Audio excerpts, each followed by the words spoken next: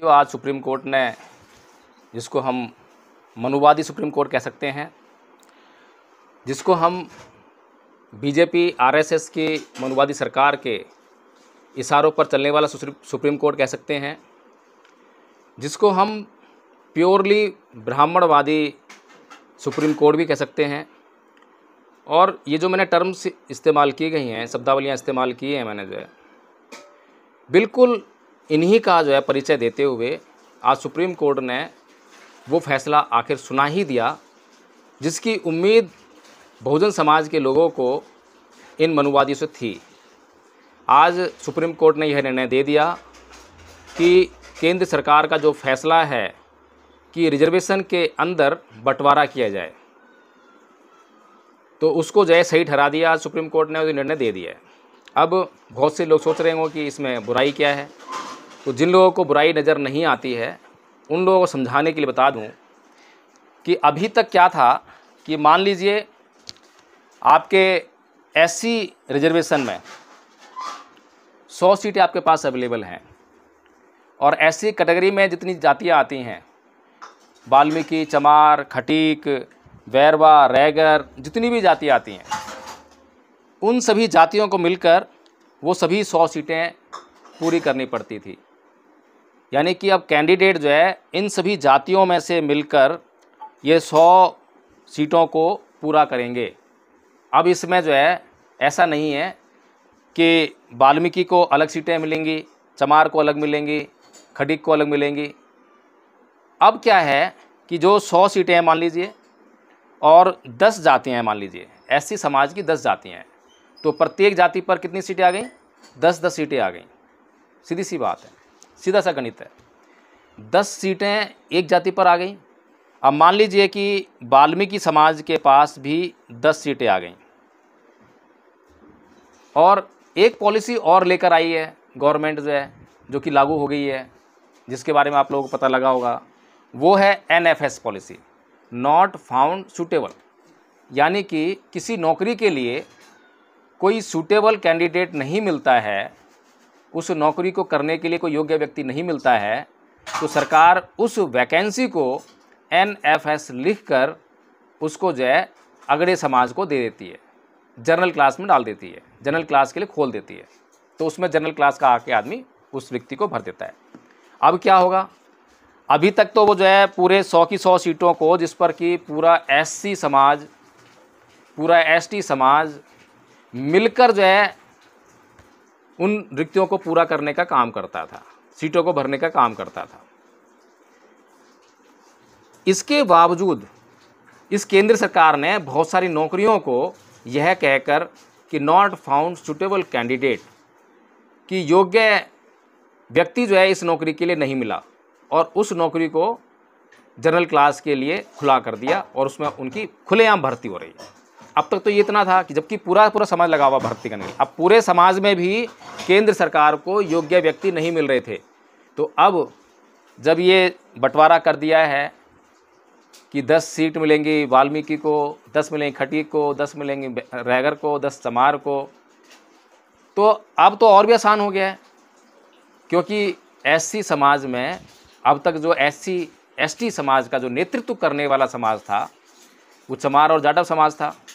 तो चमार और जाटव जो है, एक उसके ऊपर आरोप तो लगता था, वाल्मीकि समाज लगातार एक आरोप लगाता था, संदीप वाल्मीकि को आप याद करिए, लगातार खुलेआम चलाते थे कि जाटव समाज जो है, चमार लोग वाल्मीकि समाज का आरक्षण खा रहे हैं। तभी आरोप लगाते थे, अपने गलेमान में झाँक कर नहीं देखते थे कि भाई चमार लोग, जाटव लोग तुम्हारा आरक्षण कैसे खा रहे हैं। तुम अभी भी सफाई जो काम है, आप अभी गटर साफ़ करते हो, नालियाँ साफ़ करते हो। बाबा साहेब ने आपको कितने साल पहले ये कहा था कि ऐ मेरे समाज के लोगों, तुम्हें इस काम को करने के कारण तुम्हें नीच समझते हैं लोग, तुमसे घृणा करते हैं लोग, इस काम को छोड़ दो, इस काम को मत करो। और जब ये बात ब्राह्मणों को पता लगी थी, तो ब्राह्मणों ने जो है इस समाज के लोगों को भड़काने का काम किया, ये कहकर कि डॉक्टर अंबेडकर, तुम्हें जो 500 रुपये साल का जो लाभ होता है यानी कि चमार जो है चमड़ा छीलने का काम करते हैं, मरे हुए पशुओं को उठाकर ले आने का काम करते हैं, और जो दूसरे लोग हैं जो सफाई का काम करते हैं, मैल उठाने का काम करते हैं, इससे जो 500 रुपये की साल की उनकी आमदनी होती है उसको नुकसान कर रहे हैं डॉक्टर अंबेडकर। तो डॉक्टर अंबेडकर ने जब ये बात सुनी तो डॉक्टर अंबेडकर एक बड़े मंच पर आए और चुनौती देते हुए ब्राह्मणों से कहा कि ए ब्राह्मणों, मैं तुम्हें चुनौती देता हूँ कि अगर तुम्हें इतना ही दर्द हो रहा है मेरे समाज के लोगों के नुकसान पर, तो ये जो काम है जो मेरा समाज करता है, मरे हुए पशुओं को उठाने का काम करता है, मैला उठाने का काम करता है, मरे हुए पशुओं के खाल उतारने का काम करता है, इस काम को तुम करना शुरू कर दो। जो 500 रुपये का फ़ायदा तुम्हें उस काम से होगा वो तुम रखना, और 500 रुपये मैं और तुम्हें इनाम के लिए दूंगा। ये बात बाबा साहेब ने किस समय कही थी इस समाज को? संविधान लागू नहीं हुआ था, देश आज़ाद नहीं हुआ था, उस समय जो है बाबा साहेब ने वाल्मीकि समाज के लोगों को, रैगर समाज के लोगों को, मेघवालों को, दलितों को ये बातें कही थी। अब जिन लोगों ने ये बात बाबा साहेब की समझ ली तो उन लोगों ने क्या करा, ये काम छोड़ दिए। जिस प्रकार से एक ब्राह्मण चाहे भूखों मर जाएगा लेकिन वो कभी भी नाली में जाकर नाली सफाई नहीं करेगा, गटर साफ नहीं करेगा, कभी मरे हुए पशु को नहीं उठाएगा। तो इसीलिए जो है जिन लोगों ने स्वाभिमान समझा उन्होंने इन काम को छोड़ दिया और उन्होंने पढ़ाई लिखाई की, और पढ़ाई लिखाई की तो उनका स्टैंडर्ड ऊंचा हो गया। और जब रिजर्वेशन लागू हो गया संविधान के लागू होने के बाद, तो इन लोगों ने जो है उन नौकरियों में रिक्तियां भरने का काम किया। अब अगर 100 नौकरियों में से 60 नौकरियां चमार लोगों के पास, जाटव लोगों के पास जा रही हैं, तो इसलिए नहीं जा रही हैं कि वो किसी का हक मार रहे हैं, इसलिए जा रही हैं क्योंकि वे लोग जो हैं उन लोगों के मुकाबले ज़्यादा मेहनत कर रहे हैं, वे लोग जो हैं ज़्यादा त्याग कर रहे हैं। उन्होंने भूखा मरना मंजूर किया है लेकिन वो गलत काम करना कभी भी मंजूर नहीं किया। लेकिन जिस प्रकार से कि समाज में फूट डाली जाती है, भड़काया जाता है, और हमारे ही समाज के लोगों के द्वारा भड़काया जाता है। संदीप वाल्मीकि आम आदमी पार्टी से एमएलए बने, मंत्री रहे, ये उनके द्वारा काम किया गया। ये जो दलाल टाइप लोग होते हैं जो समाज को जो है, समाज के मिशन मूवमेंट तो समझते नहीं हैं, लेकिन अपने फ़ायदे के लिए दुश्मन के द्वारा जो बात इनके दिमाग में डाल दी जाती है उसको ज़ोर शोर से प्रचारित करते हैं। जैसे कि बाबू जगजीवन राम किसी टाइम पे कहा करते थे हमारे समाज के भीतर जाकर कि तुम्हारा असली उद्धारक डॉक्टर अंबेडकर नहीं है, तुम्हारा असली उद्धारक जो है गांधी जी है। तो इस प्रकार से समय समय पर जो है समाज में दलाल पैदा होते हैं, समाज के विद्रोही पैदा होते हैं, समाज का नुकसान करने वाले लोग पैदा होते हैं। लेकिन आज जो ये सुप्रीम कोर्ट ने जो ये निर्णय दिया है, इसका कितना बड़ा नुकसान बहुजन समाज को होने वाला है। अगर 100 सीटें मिली हैं तो 100 सीटों को अब तक जो वाल्मीकि समाज नहीं भर रहा था, खटीक नहीं भर रहे थे, रैगर नहीं भर रहे थे, तो अब सीटें जो हैं चमारों की तो कर दी ख़त्म।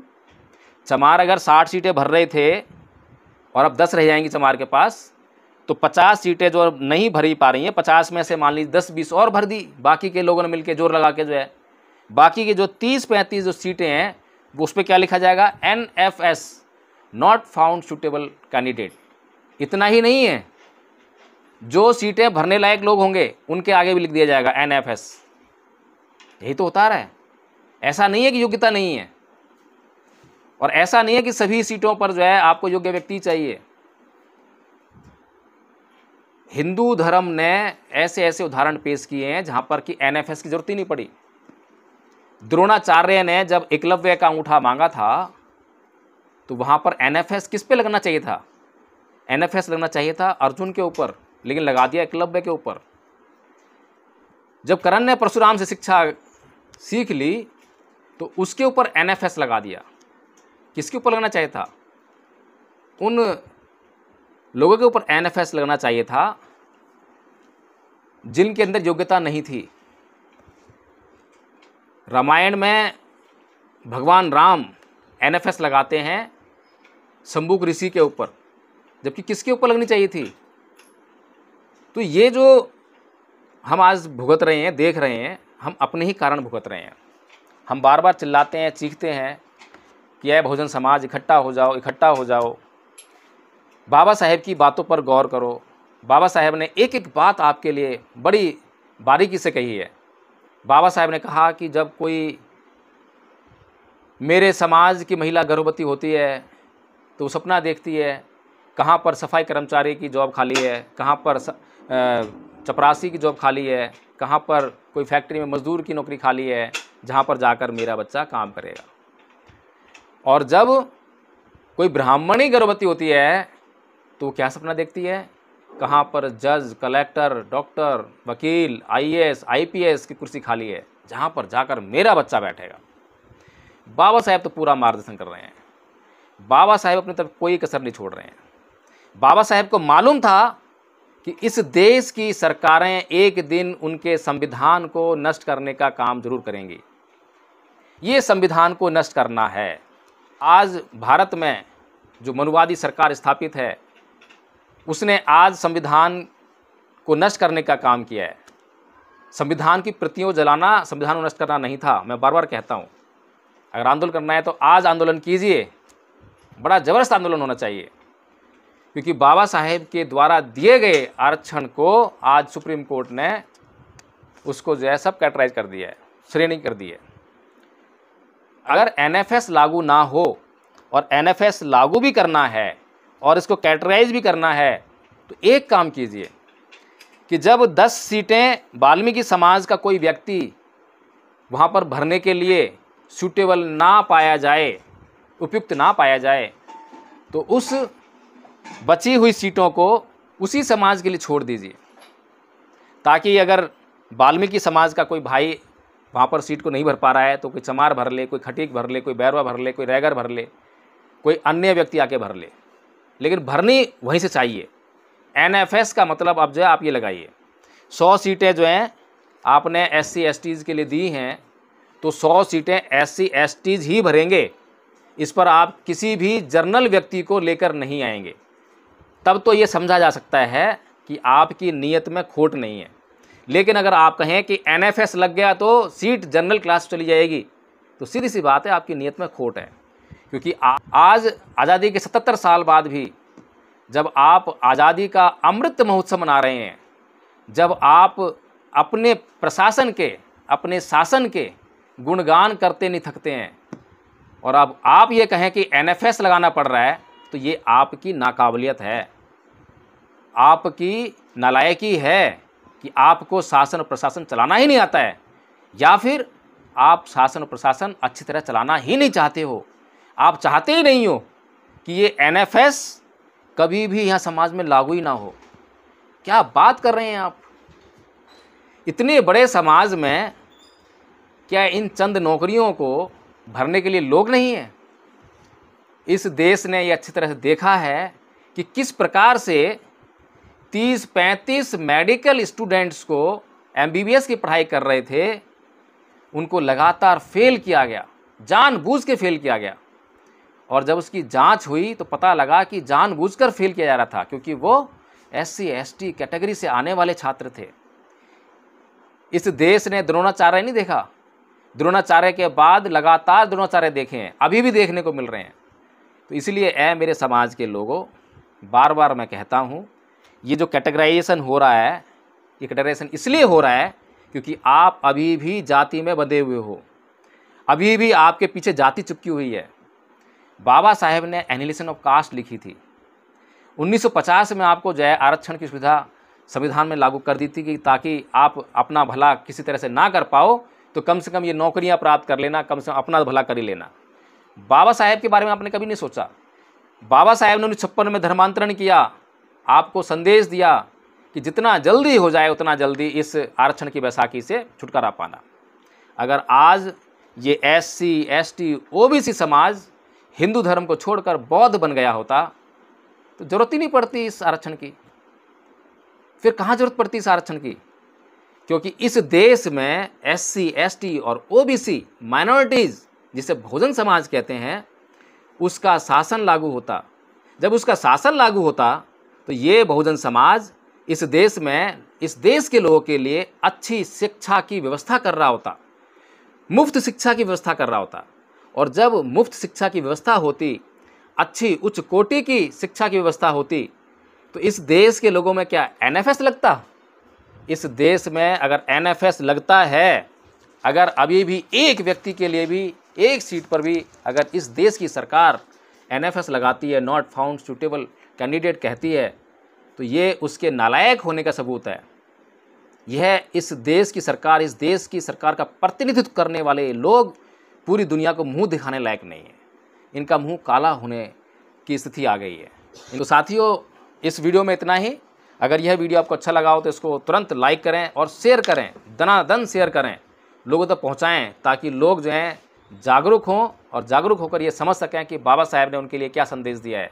इस आरक्षण को जितना जल्दी हो सके बौद्ध बनकर फटाफट से इस आरक्षण को, हर तरह के आरक्षण को इन मनुवादियों के मुंह पर फेंक कर मारने का आप जो है काम कीजिए, उसकी योजना बनाइए। बौद्ध बनिए, बौद्ध में भारत बनाइए, बौद्ध में शासन लेकर आइए और अपने सर्वांगीण विकास को सुनिश्चित कीजिए। जय भीम, नमो बुद्धाय।